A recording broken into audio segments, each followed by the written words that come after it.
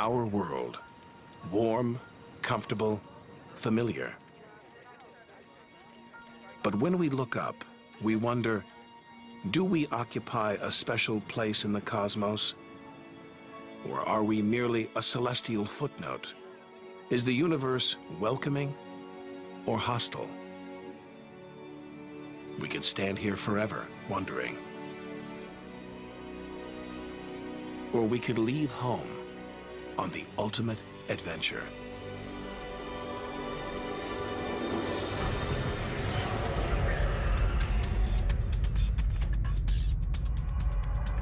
To discover wonders, confront horrors, beautiful new worlds, malevolent dark forces,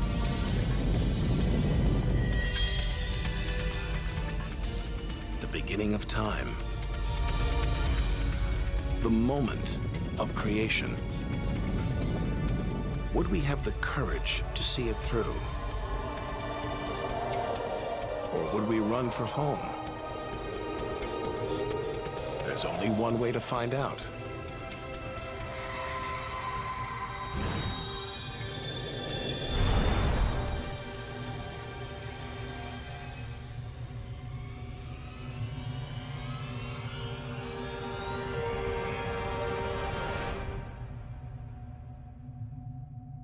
Our journey through time and space begins with a single step. At the edge of space, only 60 miles up, just an hour's drive from home. Down there, life continues. The traffic is awful, stocks go on trading, and Star Trek is still showing.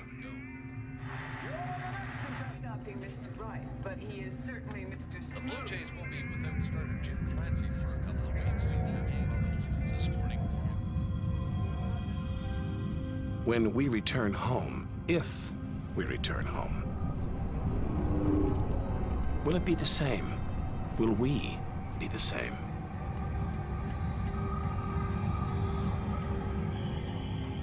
We have to leave all this behind, to dip our toes into the vast dark ocean, on to the moon.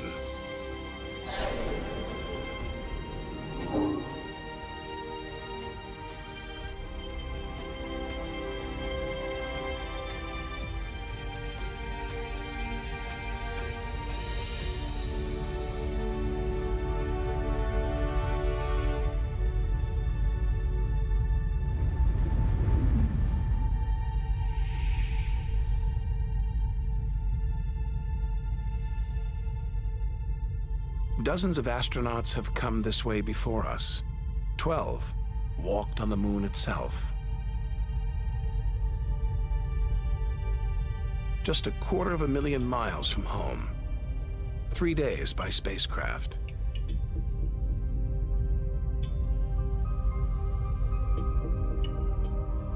Barren. Desolate. It's like a deserted battlefield, but oddly familiar.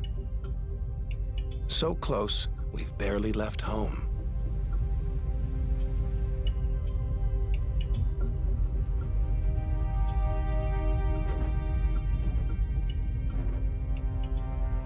Neil Armstrong's first footprints. Looks like they were made yesterday. There's no air to change them.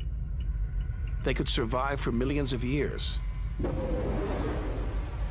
Maybe longer than us.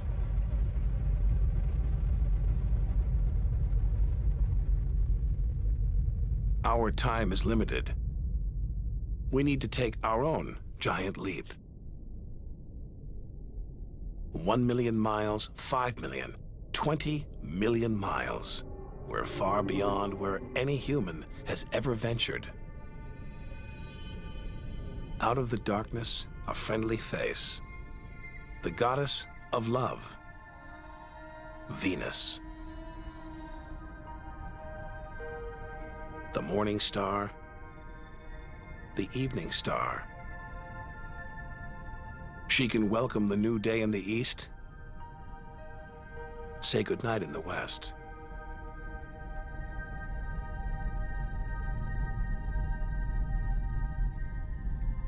A sister to our planet, she's about the same size and gravity as Earth. We should be safe here. But the Venus Express space probe is setting off alarms. It's telling us these dazzling clouds, they're made of deadly sulfuric acid.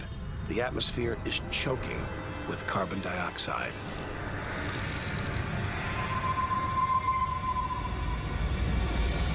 Never expected this. Venus is one angry goddess. The air is noxious, the pressure unbearable. And it's hot, approaching 900 degrees. Stick around and we'd be corroded, suffocated, crushed and baked.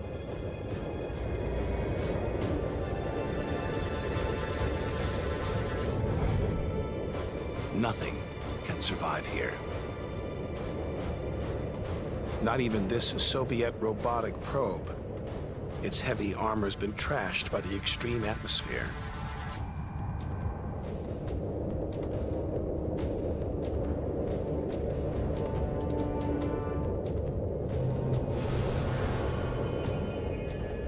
So lovely from Earth, up close, this goddess is hideous.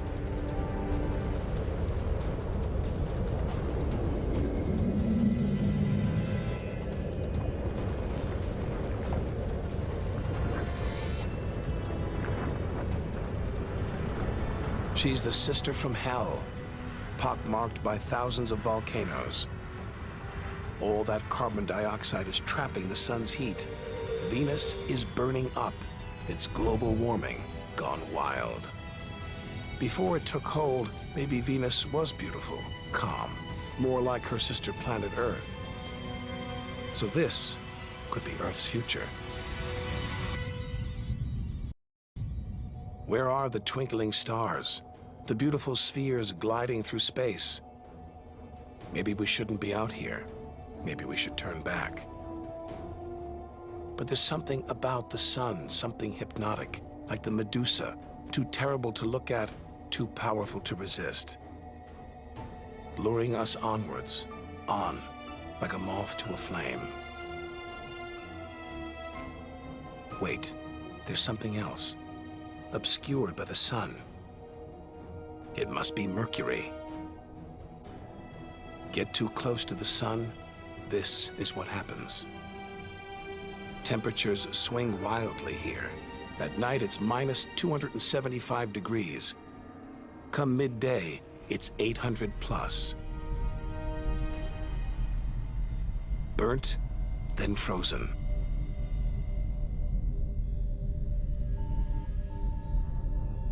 The Messenger space probe is telling us something strange.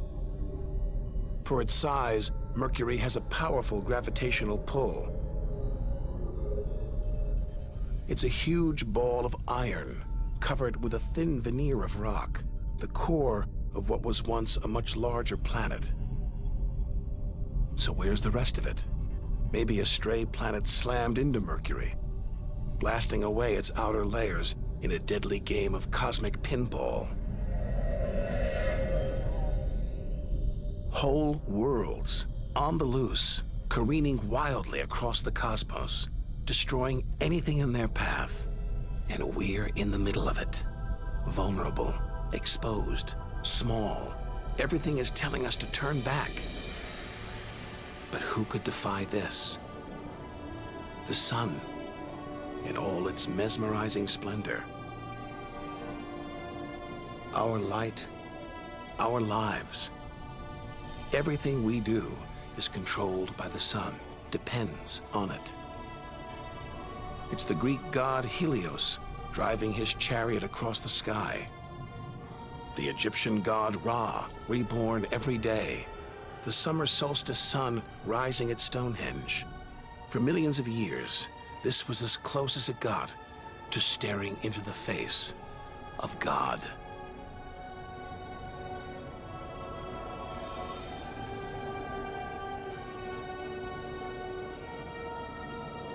It's so far away. If it burned out, we wouldn't know about it for 8 minutes.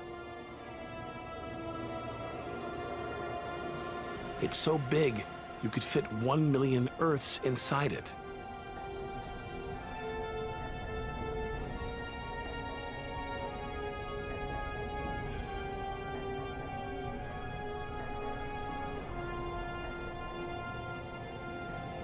But who needs numbers?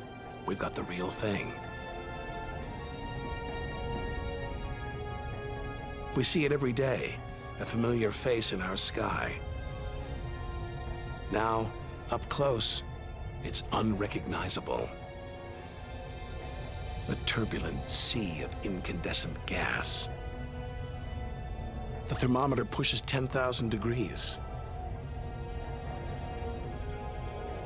Can't imagine how hot the core is.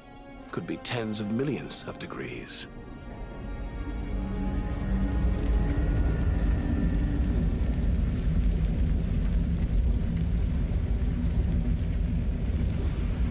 Hot enough to transform millions of tons of matter into energy every second. More than all the energy ever made by mankind. Dwarfing the power of all the nuclear weapons on Earth. Back home, we use this energy for light and heat. But up close, there's nothing comforting about the sun.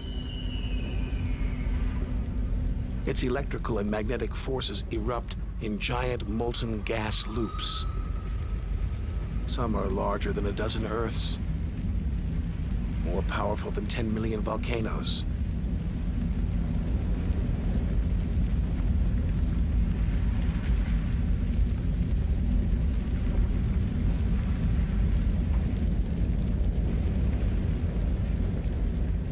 And when they burst through, they expose cooler layers below, making sunspots. A fraction cooler than their surroundings, sunspots look black, but they're hotter than anything on Earth. And massive, up to 20 times the size of Earth.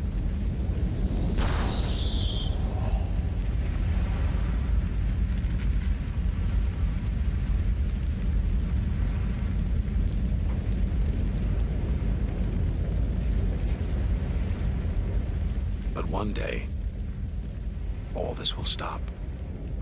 The sun's fuel will be spent.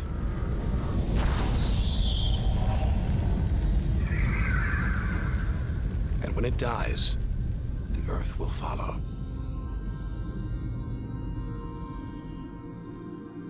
This God creates life, destroys it, and demands we keep our distance.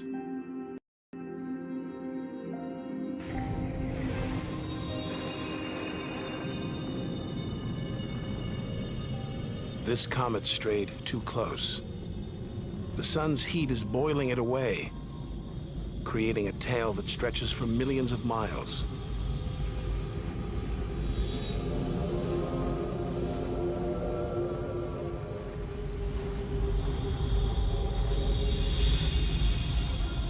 It's freezing it here. There's no doubt where this comet's from, the icy wastes of deep space. But all this steam, geysers and dust, it's the sun again, melting the comet's frozen heart. Strange, a kind of vast, dirty snowball covered in grimy tar. Tiny grains of what looks like organic material preserved on ice since who knows when. Maybe even the beginning of the solar system. Say a comet like this crashed into the young Earth billions of years ago. Maybe it delivered organic material and water, the raw ingredients of life.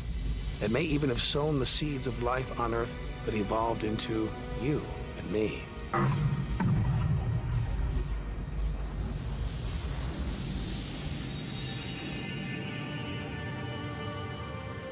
But say it crashed into the Earth now. Think of the dinosaurs, wiped out by a comet or asteroid strike. It's only a question of time. Eventually, one day, we'll go the way of the dinosaurs.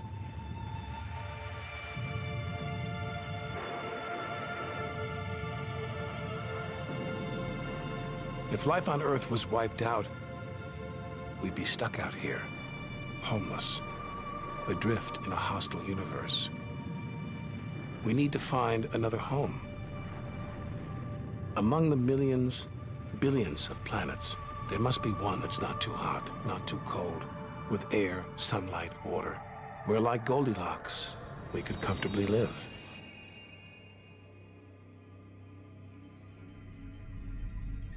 The Red Planet. Unmistakably, Mars. For centuries, we've looked to Mars for company, for signs of life.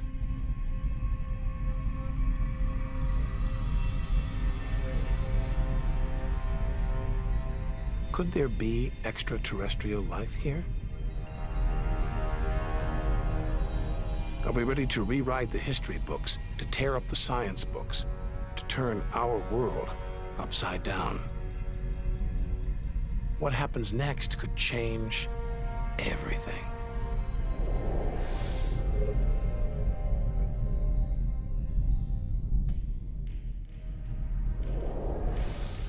Mars is the planet that most captures our imagination.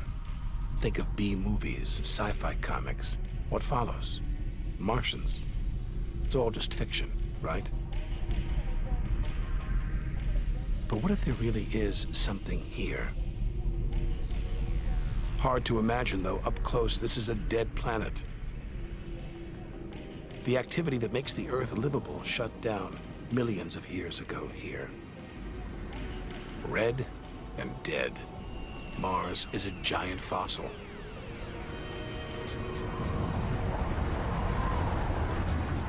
Wait, something is alive.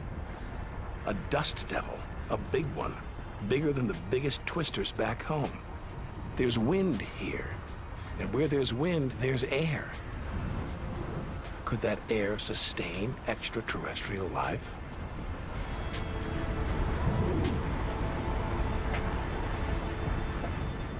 It's too thin for us to breathe. And there's no ozone layer. Nothing to protect us against the sun's ultraviolet rays. There is water, but frigid temperatures keep it in a constant deep freeze. It's hard to believe anything could live here. Back on Earth, there are creatures that survive in extreme cold, heat, even in the deepest ocean trenches. It's as though life is a virus. It adapts, spreads. Maybe that's what we're doing right now, carrying the virus of life across the universe. Even in the most extreme conditions, life usually finds a way. But on a dead planet, with no way to replenish its soil, no heat to melt its frozen water,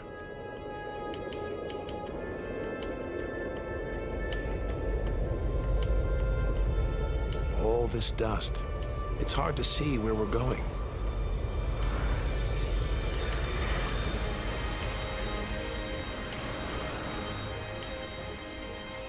Olympus Mons, named after the home of the Greek gods. A vast, ancient volcano, 3 times higher than Everest. There's no sign of activity. Since its discovery in the 1970s, it's been declared extinct. Hang on. These look like lava flows, but any sign of lava should be long gone, obliterated by meteorite craters, unless this monster isn't dead, just sleeping. There could be magma flowing beneath the crust right now, building up, waiting to be unleashed. Volcanic activity could be melting frozen water in the soil, pumping gases into the atmosphere, recycling minerals and nutrients, creating all the conditions needed for life. This makes the Grand Canyon look like a crack in the sidewalk. Endless desolation, so vast it would stretch all the way across North America. But here, signs of activity, erosion, and what looks like dried up riverbeds. Maybe volcanic activity melted ice in the soil, sending water gushing through this canyon. Underground volcanoes could still be melting ice, creating water. And where there's water, there could be life.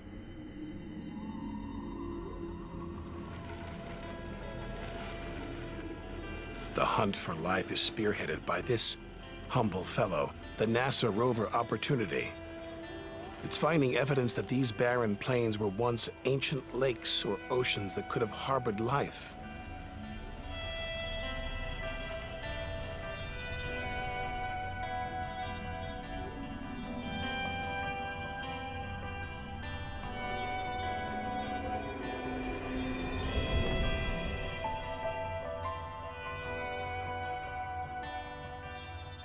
Look at those gullies. Probes orbiting Mars keep spotting new ones. More proof that Mars is alive and kicking. That water is flowing beneath its surface right now. Water that could be sustaining Martian life.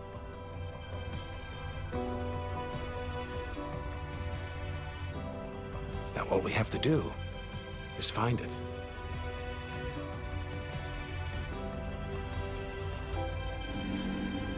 Maybe we've already found what we're looking for on Earth. Some think that life started here and then migrated to Earth. An asteroid impact could have blasted fragments of Mars, complete with tiny microbes, out into space and on to the young Earth, where they sowed the seeds of life. No wonder we find Mars fascinating. This could be our ancestral home.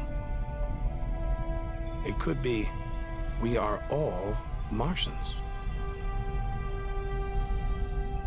The Mars we thought we knew is gone, replaced by this new active changing planet.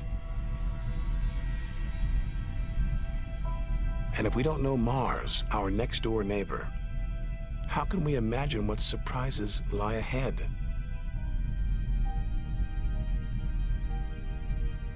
Our compass points across the cosmos,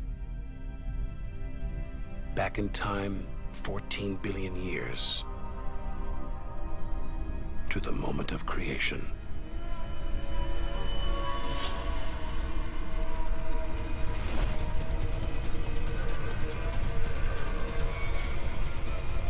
This is getting scary.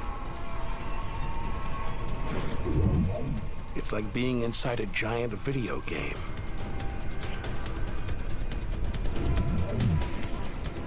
These are all too real. Asteroids, some of them hundreds of miles wide. This one must be about 20 miles long.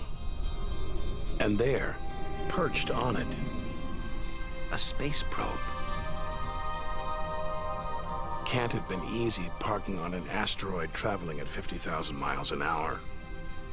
It's a lot of effort just to investigate some rubble.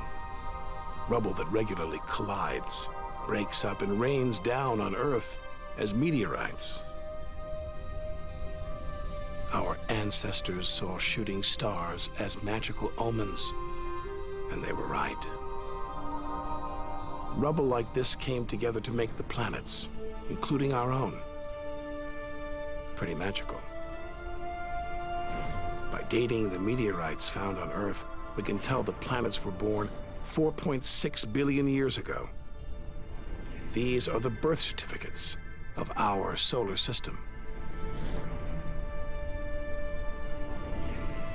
For some reason, these rocks didn't form into a planet. Something must have stopped them. Something powerful.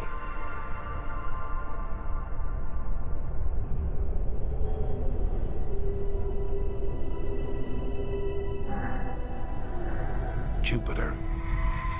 What a monster. At least 1,000 times bigger than Earth, so vast you could fit all the other planets inside it. Something this massive dominates its neighbors. Its gravity is pulling the asteroids apart.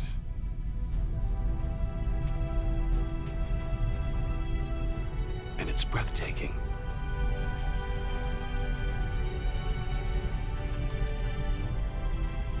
But this beauty is a beast. It's almost all gas.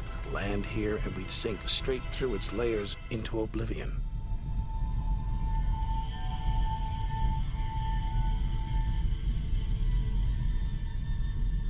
And Jupiter's good looks, the product of ferocious violence.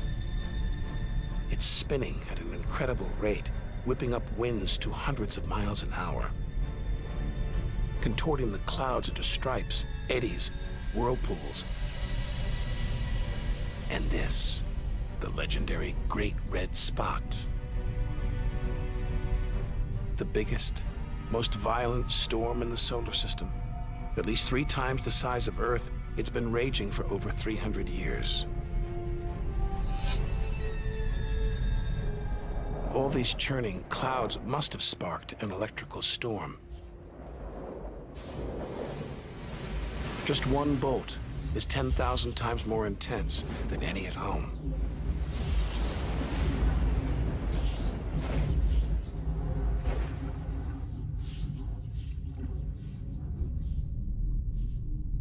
Looks like the safest place to see Jupiter is from a distance.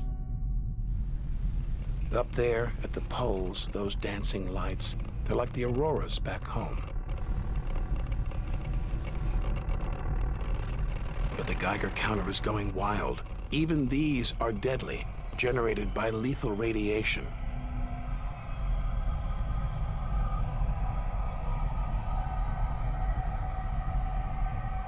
Out here, nothing is what it seems.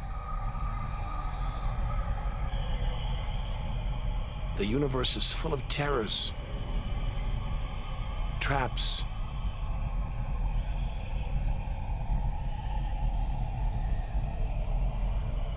maybe this is a safe haven, the multicolored moon Io.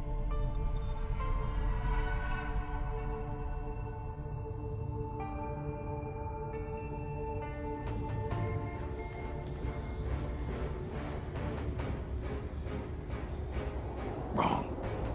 Very wrong. Those brilliant colors are molten rock, volcanoes, spewing lava.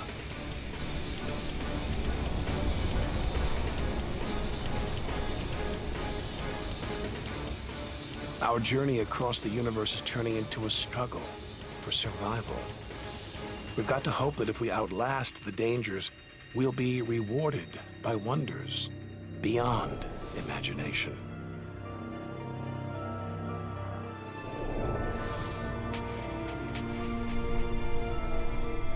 "400 million miles from Earth. Flying a commercial airliner here would take nearly a century.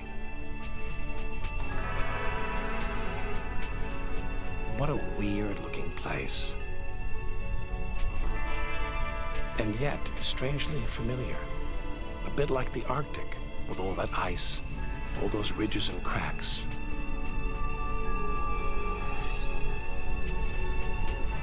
It's Jupiter's moon, Europa. And maybe like the Arctic, this ice is floating on water, liquid water.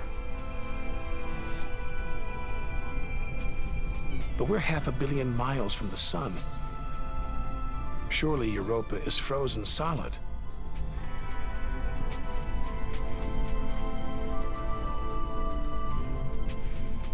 Unless Jupiter's gravity is creating friction deep inside, heating the ice into water, allowing life to develop in the waters beneath its frozen crust. We might be feet away from aliens. From a whole ecosystem of microbes, crustaceans, maybe even squid. The only thing between us and the possibility of alien life, this layer of ice. But until we send a spacecraft to drill here, Europa's secrets will remain beyond reach.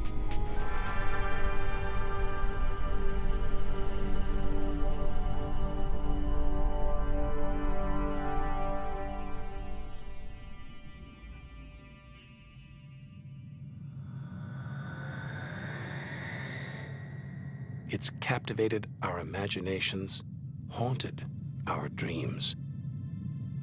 And here it is, spinning before our eyes. Saturn, named for the Roman god who reigned over a golden age of peace and harmony.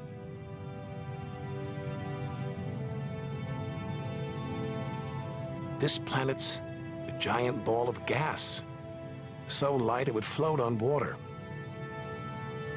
Its spectacular rings would stretch almost from Earth to the moon.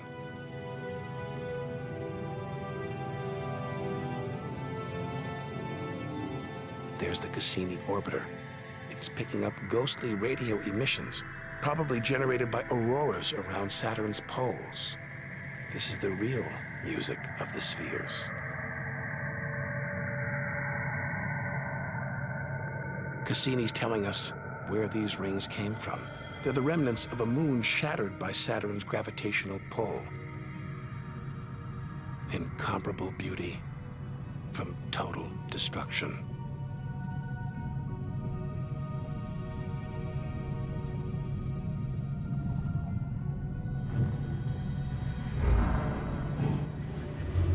Billions of shards of ice, some as small as ice cubes, others the size of houses.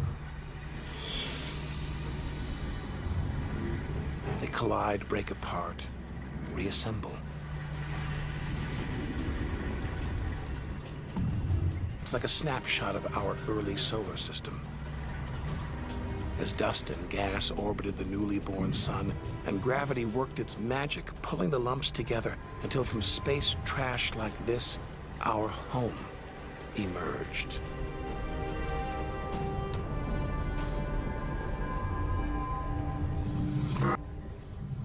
We could stay here forever.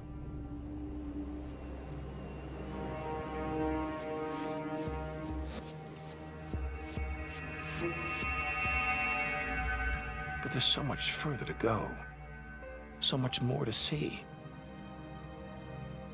Like this moon wrapped in thick clouds. Titan.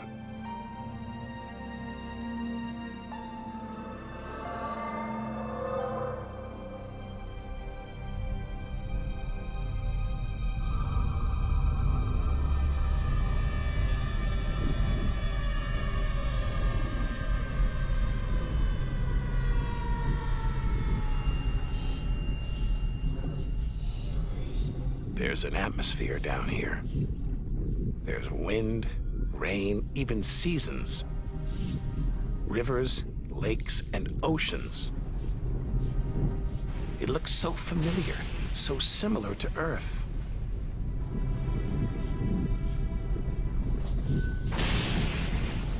But that's not water. It's liquid natural gas. Hundreds of times more natural gas than all the Earth's oil and gas reserves. Maybe one day we'll use this energy to fuel a colony. Assuming there isn't life here already.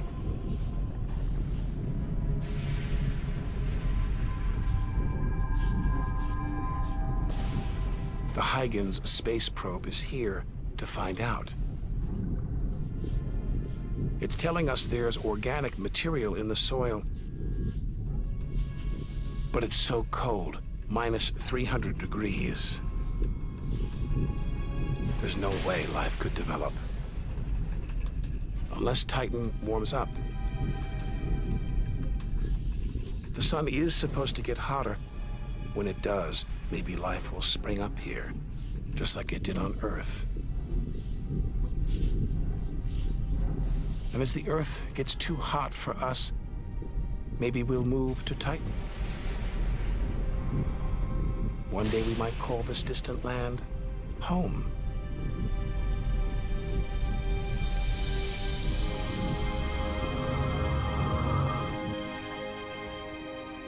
Home. We're at least 700 million miles away now. After this, we lose visual contact with Earth.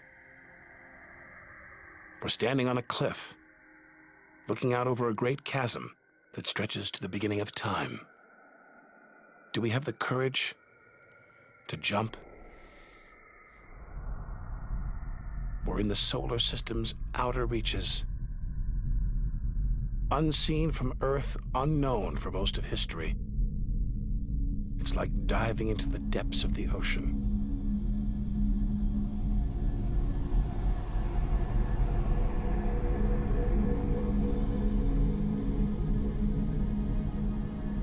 Those rings make it look like Uranus has been tilted off its axis, toppled over by a stray planet.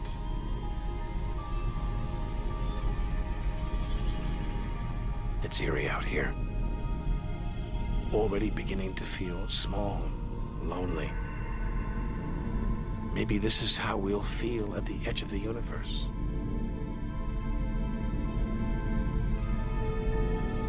But we've barely left the shore. If the solar system was 1 mile wide, so far we've traveled about 3 inches.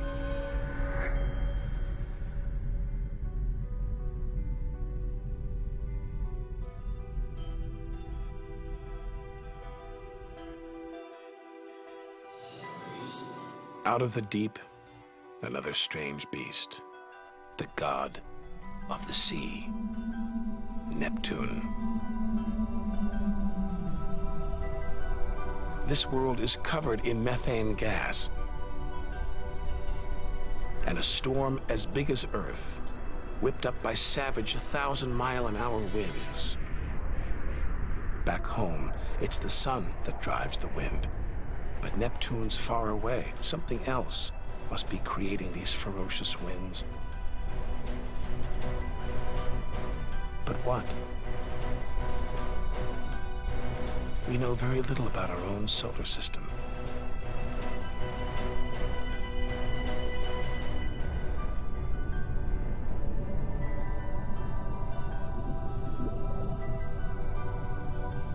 After all those balls of gas, a solid moon.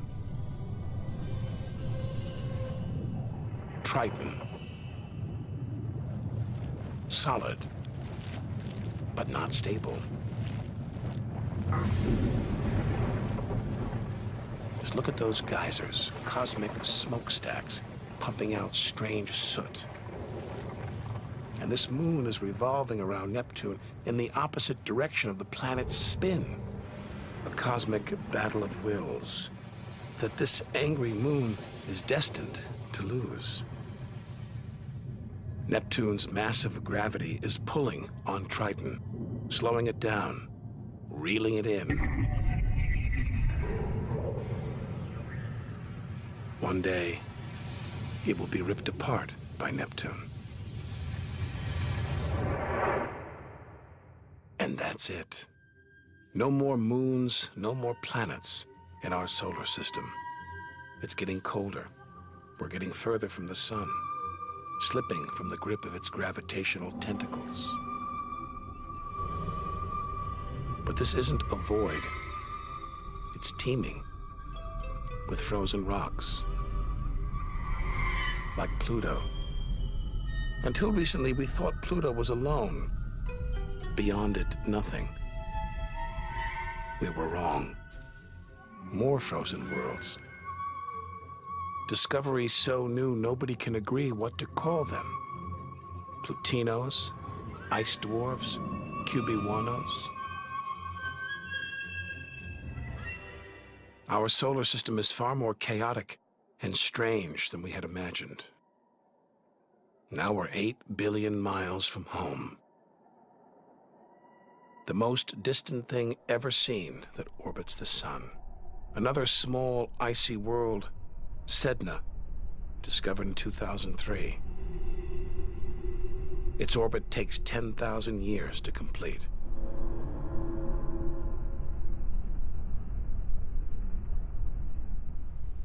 Hang on. There's something else out here. 10 billion miles from home, the space probe Voyager 1. This bundle of aluminum and antennae give us close-up views of the giant planets and discovered many of their strange moons. It's traveling 20 times faster than a bullet, sending messages home.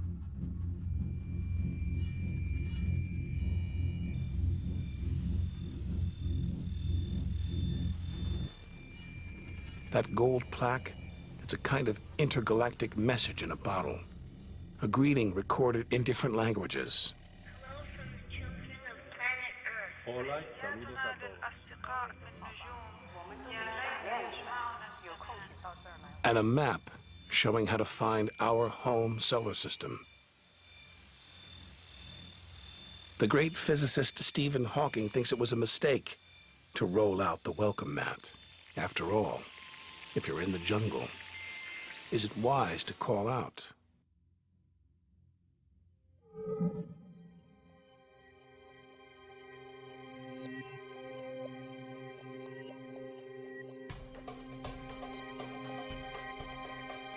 These comets look like the ones we saw earlier.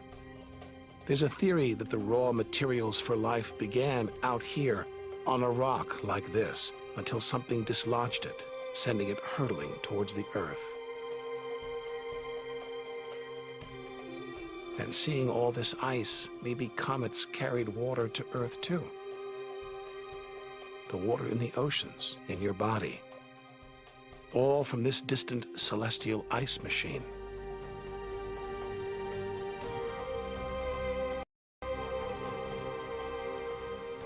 We're 5 million, that's 5 trillion miles from home. But this is still only a baby step. Ahead, trillions of miles, billions of stars. Time to stop looking back and start looking ahead.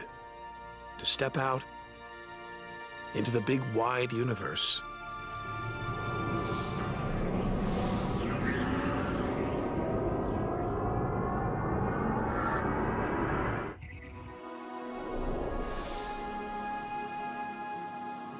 Interstellar space.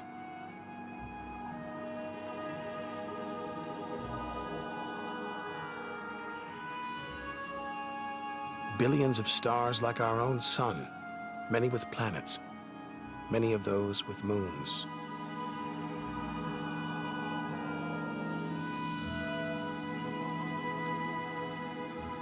It's hard to know which way to go.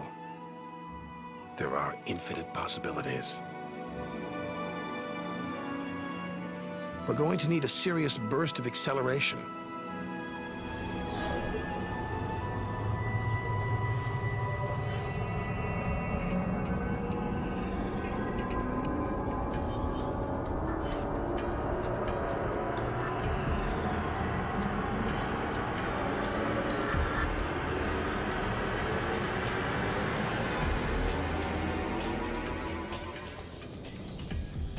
$25 trillion miles from home.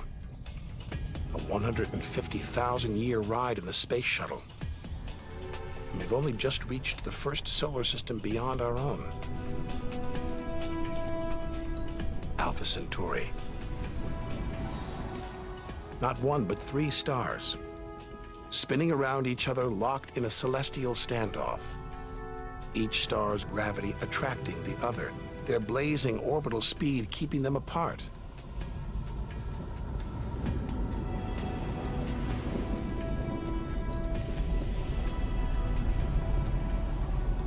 Get between them and we'd be vaporized. Trillions of miles from home. So far that miles are becoming meaningless. Out here we measure in light years. Light travels 6 trillion miles a year, so we are over 4 light years from home. Distances so vast, they're mind-boggling.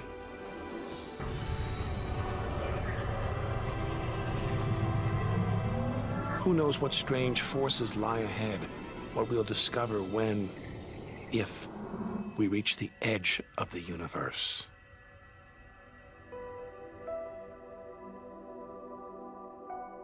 Ten light years from Earth, the star Epsilon Eridani. Spectacular rings of dust and ice, and somewhere in there planets forming out of the debris, being born before our eyes.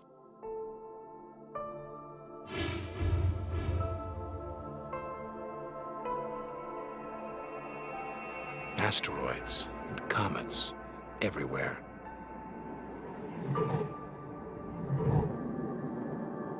We could almost be looking at our own solar system billions of years ago, with comets delivering the building blocks of life to these young planets.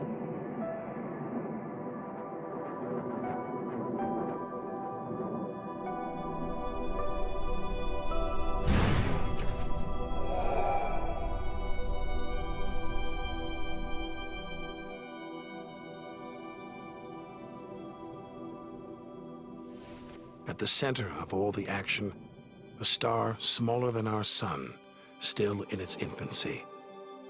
Any life in this solar system would be primitive at best.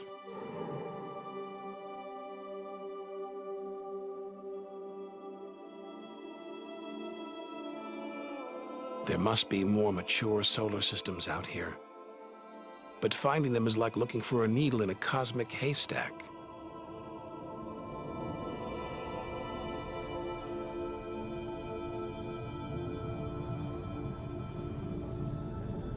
"20 light years from Earth. Star Gliese 581.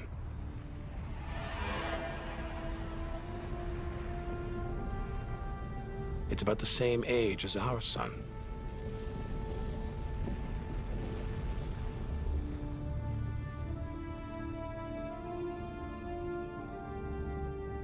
This planet is just the right distance from its sun.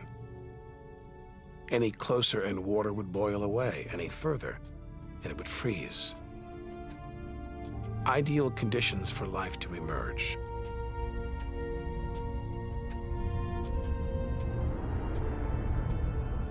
And if a comet has struck, delivering water and organic materials, then life, complex beings like us, even civilizations like our own, could be down there, right now.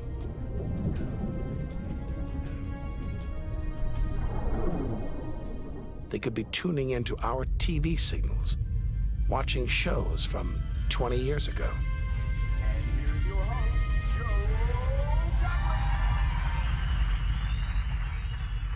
But until we devise a way of communicating over these vast distances, all we can do is speculate. Us and them, living parallel lives, unaware of each other's existence.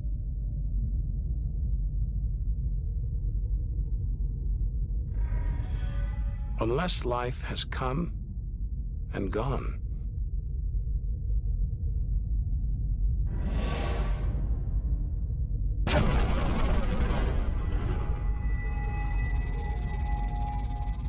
That's the problem with comets. They're creators and destroyers, as the dinosaurs found out the hard way. This is the needle in the cosmic haystack, the closest we've come to a habitable solar system like our own, but it's a chance encounter. There could be hundreds, millions more solar systems like this out there, or none at all.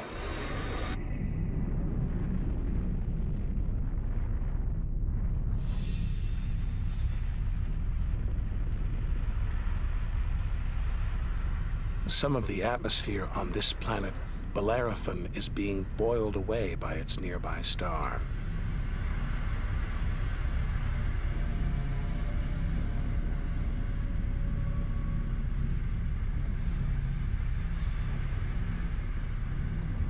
From Earth, we can't see planets this far out. They're obscured by the brilliance of their neighboring stars. But the planets have a minute gravitational pull on those stars. Measure these tiny movements, and we can prove they exist.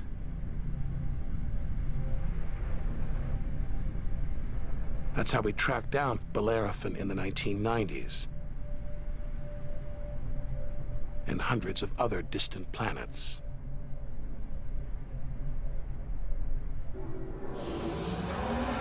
"65 light years from Earth.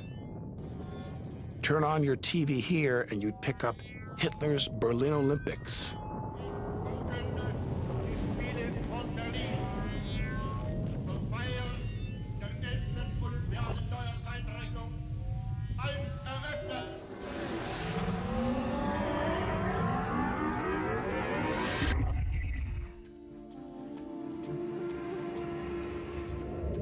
The twin stars of Algol, known to the ancients as the Demon Star.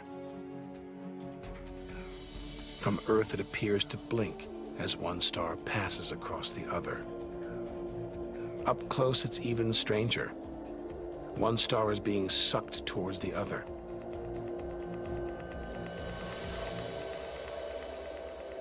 Almost 100 light years from home, faint whispers from one of the first ever radio broadcasts. We appreciate it if anyone hearing this broadcast would communicate with us. We are very anxious to know how far the broadcast is reaching.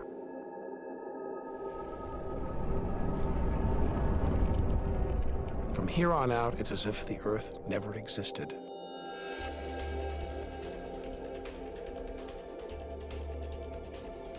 Feels like a lifetime since we stood on that beach, looking up at the sky, wondering where and how we fit in. We've learned one thing for sure. The universe is too bizarre, too startling, for us to guess what lies ahead.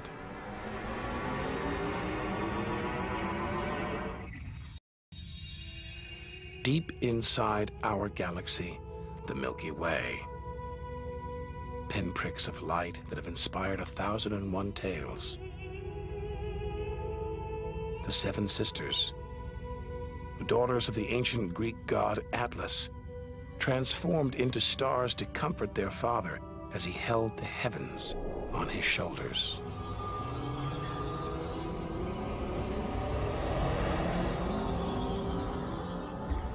And this giant, Betelgeuse, the brightest, biggest star we've seen so far, 600 times wider than our sun.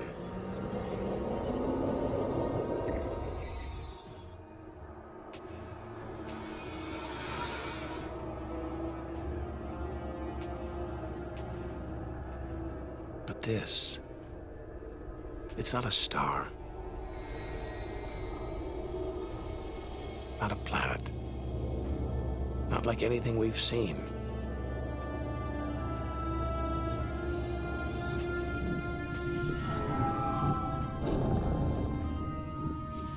A ghostly specter more than 1,300 light years from Earth.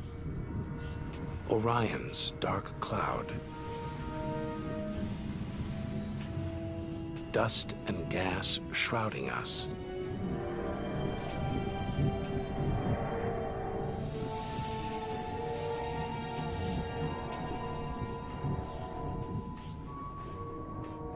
There, deep inside, a light, pulling the dust and gas towards it, heating up, merging into a ball of burning hot gas. Like a star, like our sun, in miniature. Inside, it's millions of degrees.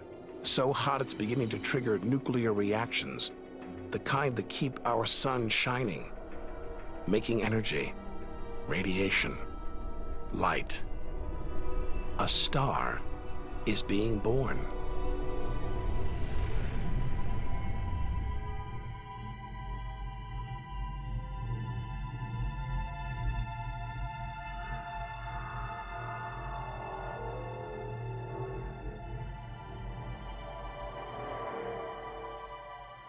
Orion's dark cloud is a vast star factory.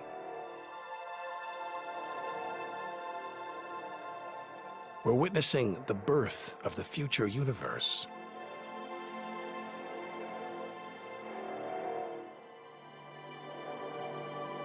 We've come to expect destruction, but this is one of the universe's greatest acts of creation: star birth.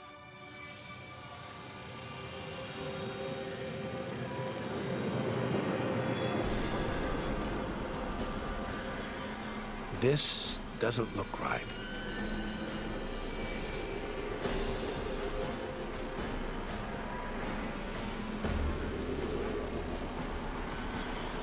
Jets of gas exploding out with tremendous force, blasting dust and gas out for millions of miles.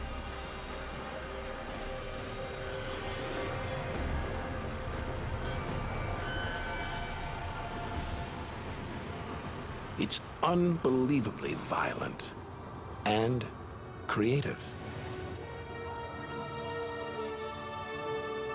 Nebula. Vast, glowing clouds of gas hanging in space. With no wind out here, they'll take thousands of years to disperse. They seem to be forming a vast stellar sculpture.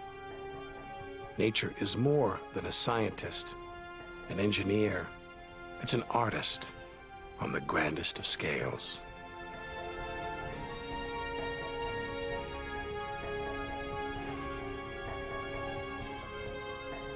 And this is a masterpiece.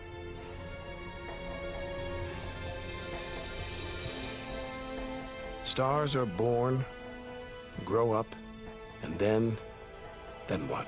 Do they die? Do they slip quietly into the night or go out with a bang?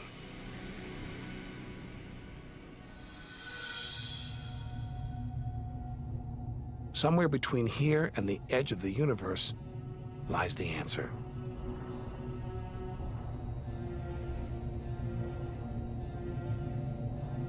Luminous clouds suspended in space, encircling what was once a star like our own sun. All that's left of it are these brightly colored gases, elements formed by nuclear reactions deep inside, released into space on its death.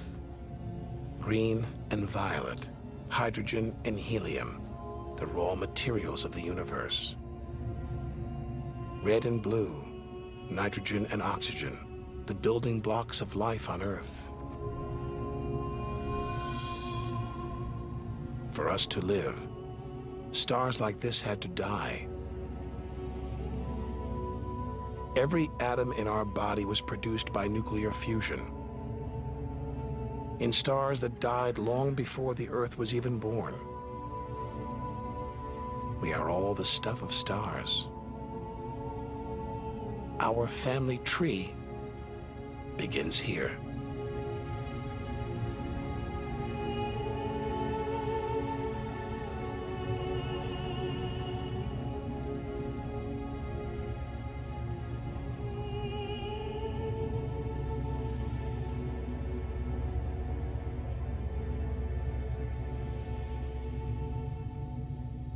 At its heart, the ghost of a star. A white dwarf. White, hot, small, but unbelievably dense. In the star's dying moments, its atoms fused and squeezed together, making it so dense that just a teaspoon of this white dwarf would weigh 1 ton.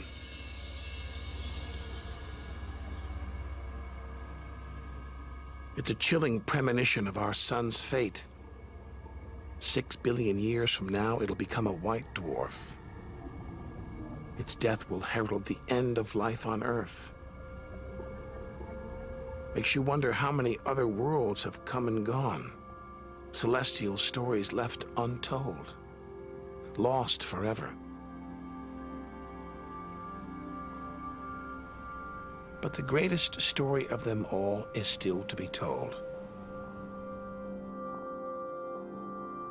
We must go back through time to the very first chapter to learn how the universe began.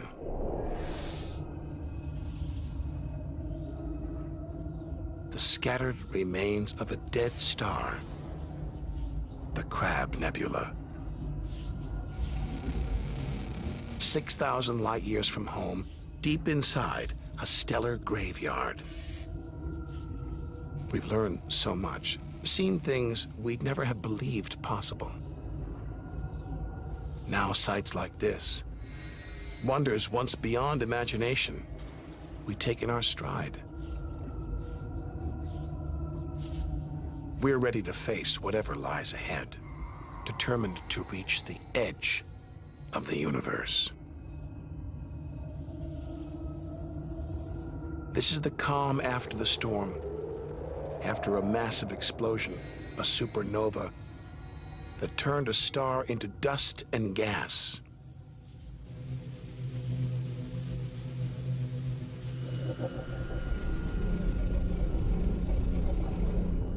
The eye of the storm, a spinning, pulsating star, a pulsar.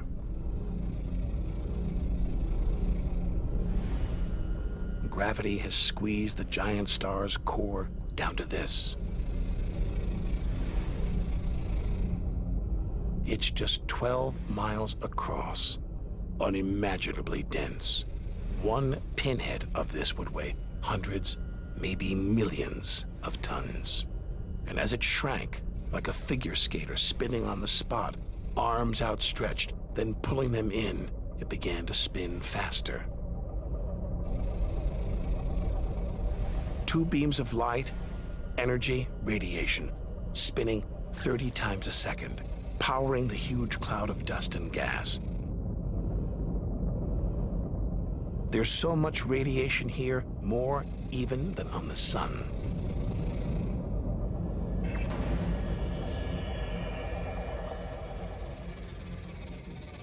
That was easily the deadliest thing we've encountered so far.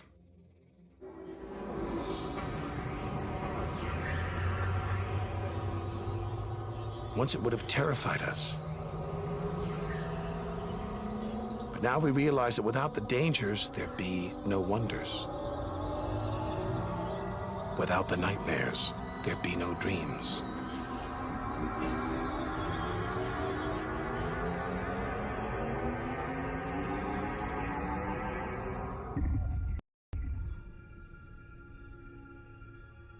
Getting a strange sensation. A feeling as though there's something bad out here. A malevolent presence. The one thing we didn't want to encounter. Impossibly black, blotting out the stars behind it. We're staring into the face of extinction. The remains of a giant star. A black hole.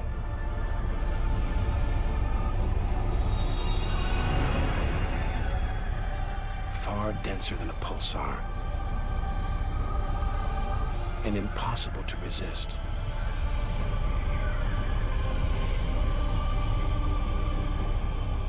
Its gravity is so intense not even light can escape.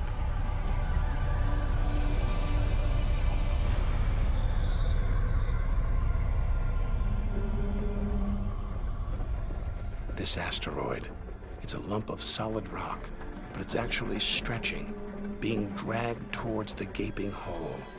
Inside, there's no matter as we know it. No time, no space.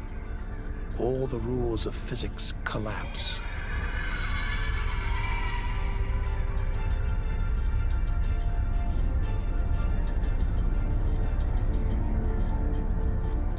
The asteroid is gone.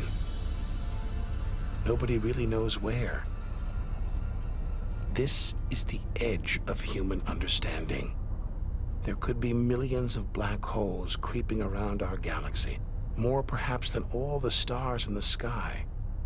But we wouldn't see them until it was too late.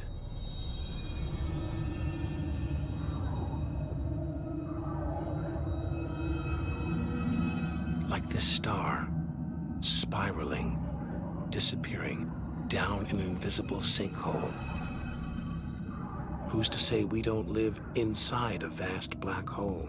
That the whole universe isn't inside one right now, inside another universe. Think about it for too long and your mind reels.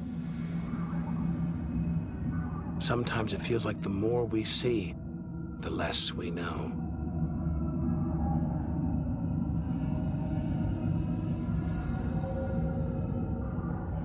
And we're still in our own galaxy, the Milky Way. The vastness of the universe beyond still lies ahead. The wonders, the dangers, the secrets, they're out there, waiting to be discovered.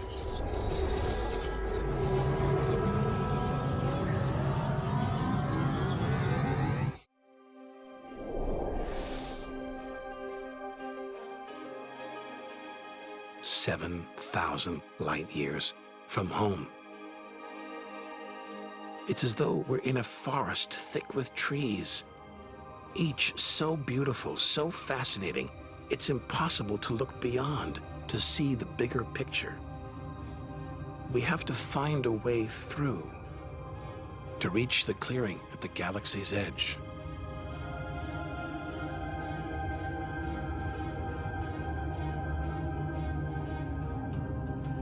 But faced with sights like this, it's hard to leave.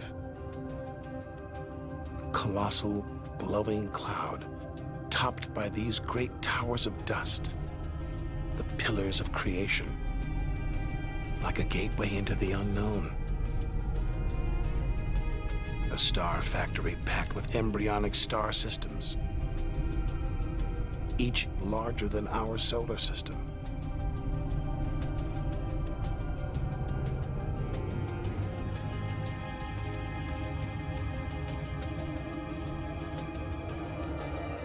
We have to resist its siren song, tear ourselves away, to carry on towards the edge of the galaxy.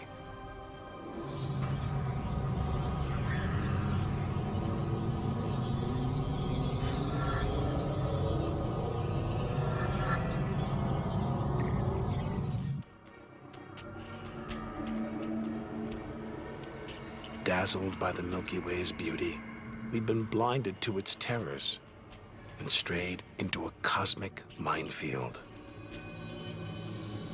Like an explosion in slow motion. A massive star, millions of times brighter than our sun. It's going into meltdown. The fuel that sustains it is running out, the nuclear reactions that power it winding down. We're watching its death throes.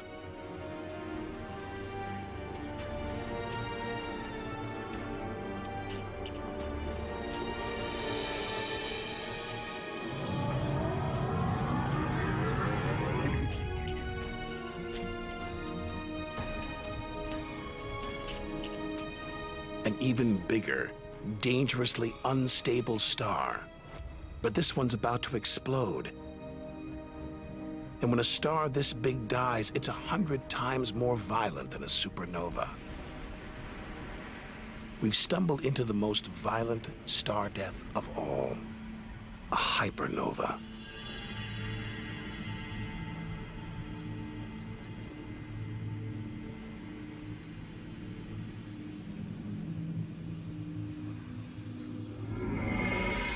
The core's collapsed. It's becoming a black hole.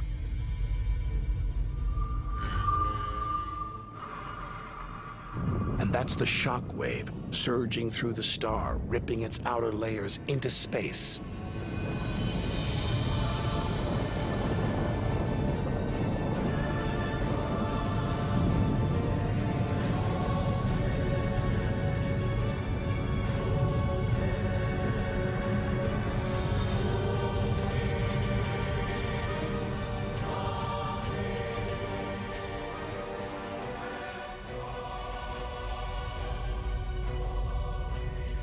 Deadly hypernovas, frozen comets, scorched planets, white dwarfs, red giants. Tiny drops in a vast pool of white light. Our home galaxy, the Milky Way. We wanted to know where we fit in. Here's our answer.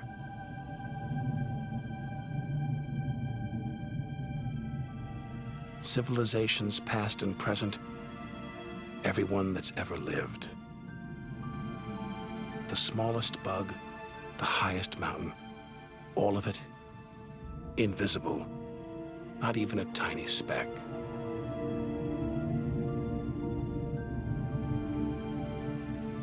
Our home is a minor planet orbiting an insignificant star. If it disappeared right now, who would even notice? And yet, so far we've found nowhere else we would rather live, nowhere we could live. It's only now, far from home, that we're beginning to truly appreciate it.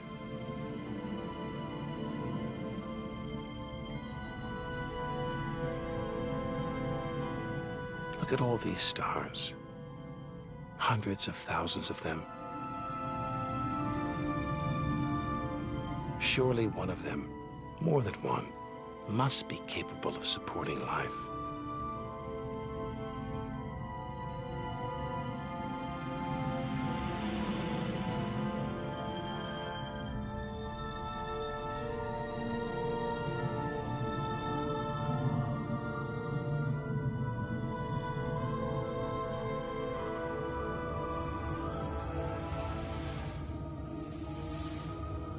Maybe here in this swarm of stars, the Great Cluster. Back in the 1970s, astronomers sent a message in this direction, detailing the structure of our DNA and our solar system's location. But the message won't arrive here for another 25,000 years.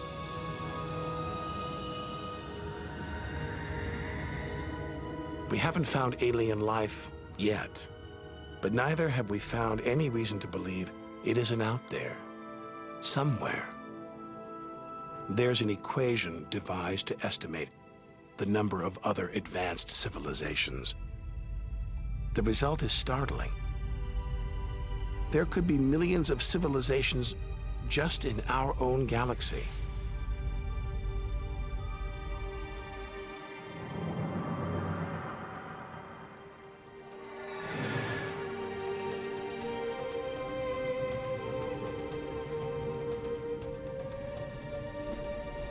Everything we've seen so far is inside the Milky Way. Now we're ready to leave our home galaxy, to enter intergalactic space. Here's our chance to solve the ultimate mystery and experience the moment of creation.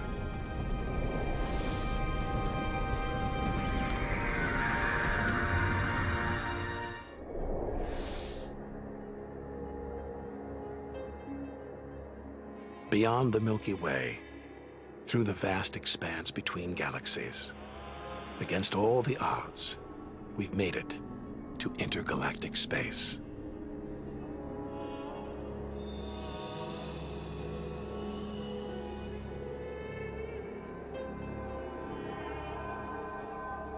Out here, there's no horizon in sight. Even the closest galaxies are hundreds of thousands of light years away. The remains of galaxies ripped apart by the Milky Way's huge gravitational pull, scattered among nothing.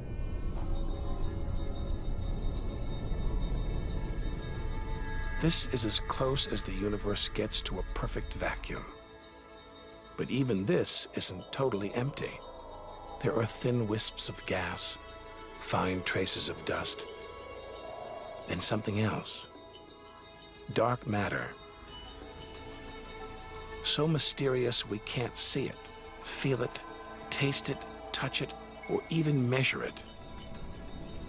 Yet so common, it could make up over 90% of all the matter in the universe. If dark matter does exist, it means there's no such thing as empty space. Even out here, we're surrounded by matter. We think it exists because of its apparent hold on galaxies, like this one, the Large Magellanic Cloud.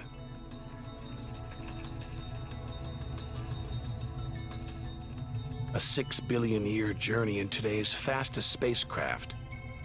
160,000 light years from the Milky Way at the edge of its gravitational reach. This galaxy should spin off into space, but something is holding it here. Something invisible, powerful. Dark matter. Stars. Clusters of stars. Nebulae. It's a vast astronomical treasure trove.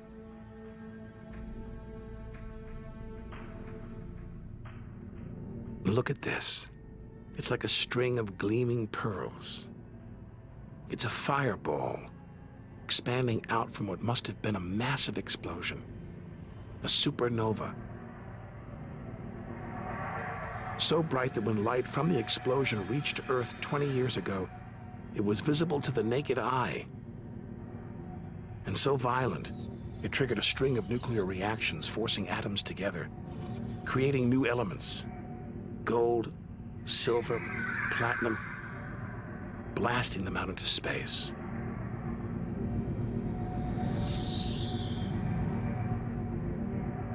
The gold in the ring on your finger was forged in a massive supernova like this, trillions of miles away, billions of years ago. Before we left home, the universe seemed separate, something out there, up in the sky. But now we know better. We are the universe, and it is within us.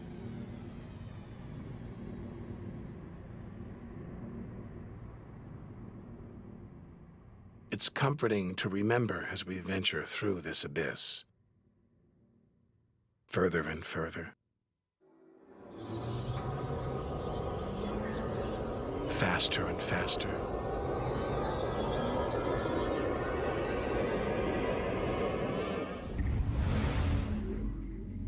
The Andromeda Galaxy, 2.5 million light years away. It's racing through space. Everything blown apart, like shrapnel in an explosion. We're seeing this galaxy as it was when our ape-like ancestors first walked on the African plains.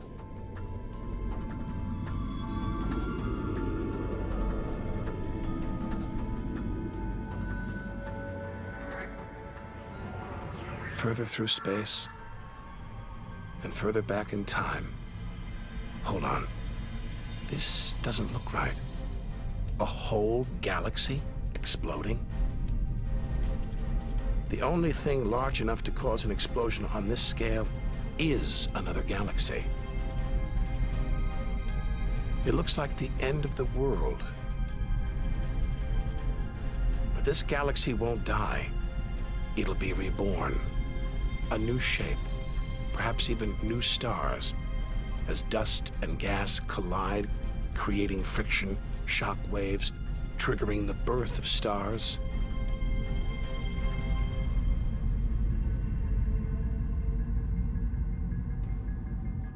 There's order in this chaos, a pattern behind the infinite variety, an endless cycle of birth and death, creation and destruction.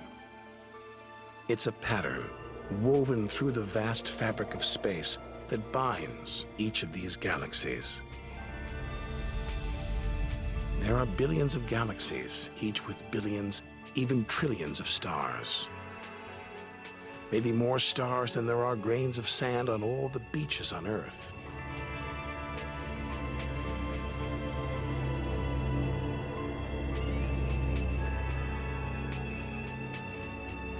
Finally beginning to see the big picture. And it's grander than we ever imagined. This galaxy, the huge Pinwheel Galaxy, is so far from Earth that if we send a message home now, it will take 27 million years to get there. Who knows whether our species, our planet, will still be around to receive it.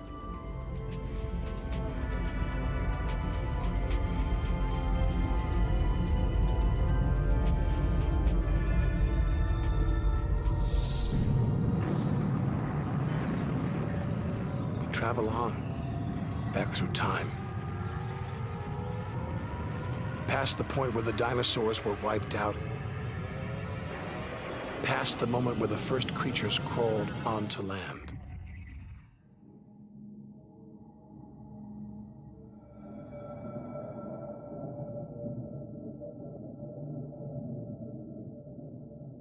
$2 billion light years from home, closing in on the edge of the universe, going back to the beginning of time. This isn't a galaxy. It's brighter than 100 galaxies. A blinding beam of energy surging for trillions of miles.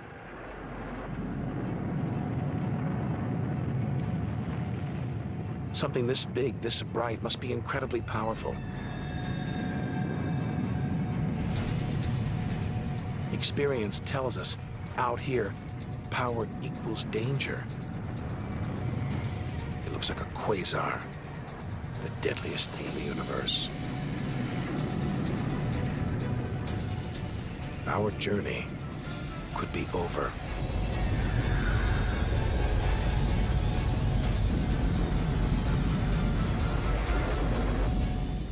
The deadliest, most powerful thing in the universe. A quasar.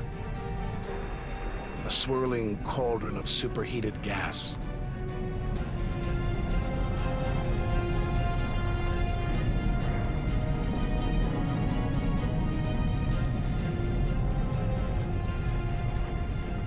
This beast has a heart of darkness. A supermassive black hole as heavy as 1 billion suns.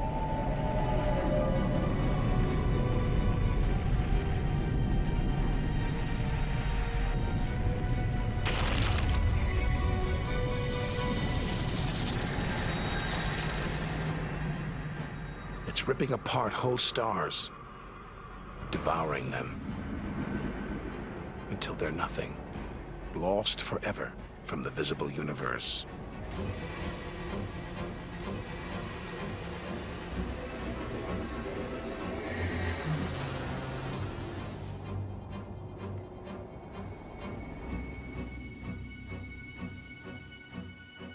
We think, we hope, we pray we've seen the worst the universe can throw at us, but no one can know what lies ahead.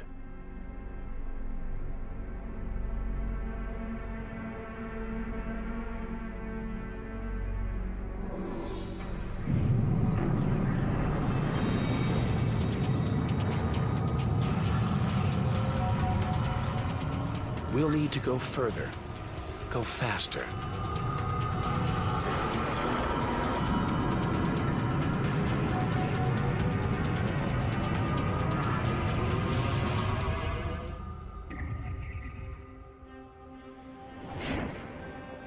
$8 billion light years from home, more galaxies.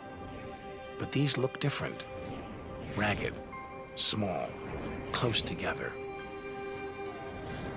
We're so far back in time, we're seeing these galaxies as they were before the Earth was born. They're still young, still growing. We're getting close to where and how it all began.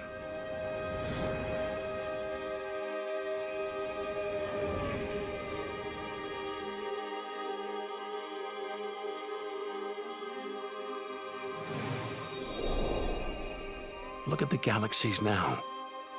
They're more like primitive plankton, floating in a vast dark ocean.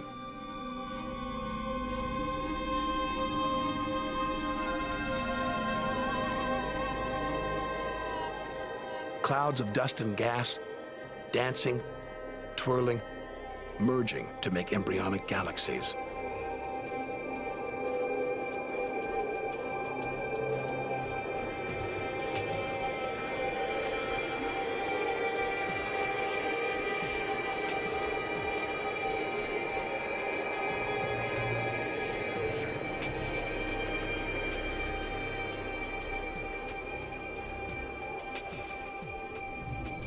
They're disappearing. We've gone back before the stars were born. into a cosmic dark age. And before that, light, the afterglow from the massive explosion that created the known universe.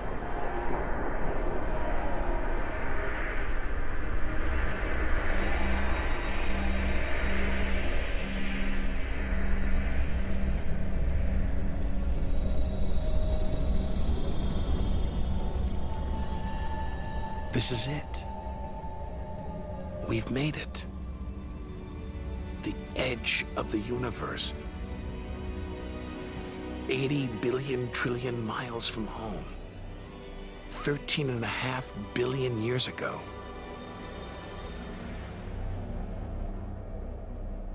The very instant of the Big Bang, the most violent, most creative moment in history. Everything that's ever happened follows from this moment.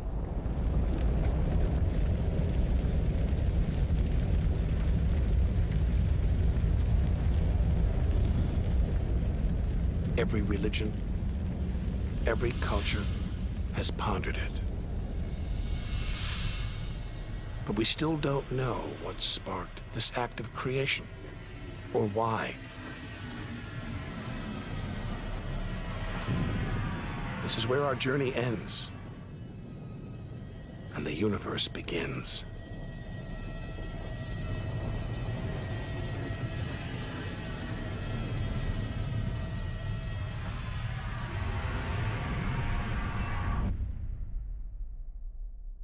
An infinitely hot, small, dense point erupts.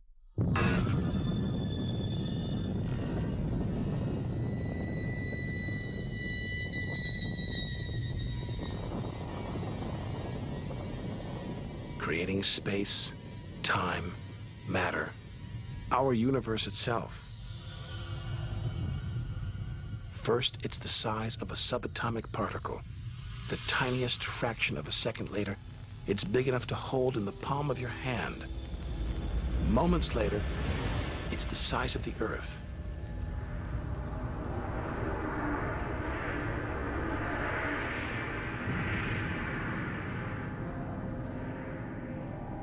Today, the light from the Big Bang is still spreading out. You can hear it as a radio hiss. See it as television static.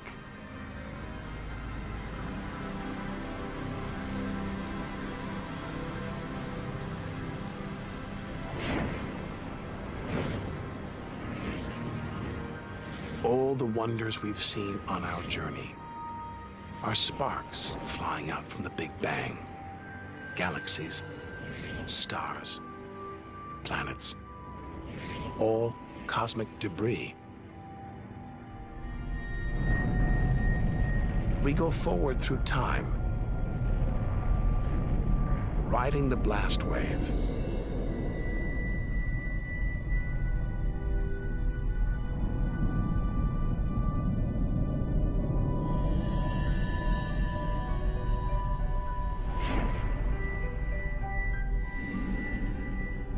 Until we reach another cooling cinder swirling in the afterglow of the Big Bang.